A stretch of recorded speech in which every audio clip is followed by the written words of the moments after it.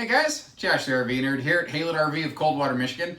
And we are the type of place we like to give credit where it's due, good, bad, ugly, or otherwise. And even though I haven't been there personally, Mr. Haylett came in this morning and he brought me this little flyer for a place called Kritter's North Country Campground and Cabins in Newberry, Michigan, which is on the eastern side of the Upper Peninsula. For those not, perfectly acquainted with geography, I had to look it up too, so don't feel bad. But he recently went camping there, and that's one of the other things about us here at Haylett RV. We actually go camping. We don't just sling RVs, we actually use these things. And maybe that's why we have maybe a little different view or insight from a lot of the industry. There's a lot of times where people will come in and say, you're the only ones that ever said that to us. I'm like, well, maybe we're the only ones that really go camping and don't just sell these things. But that's another point. We're talking about Kritter's North Country Campground. He said this place is really nice. The sites are really big, and what he specifically noted, because he's got a big 3/4 ton Ford.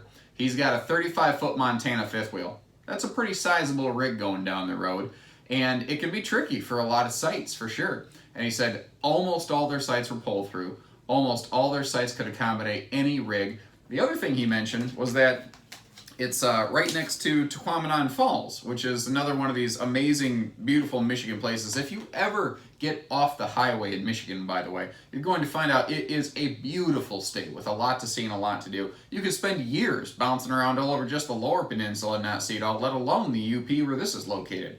But he said right next to this campground is Tequamanon Falls, and they actually have little trails that kind of lead over to it. So a lot of people will come up there with bikes, with ATVs, and they'll go camping, and then they have all the trails that they can hike, they can bike, they can ride, and be able to get to the falls in the park. So that's also kind of a cool thing, sort of a 2-for-1 kind of situation.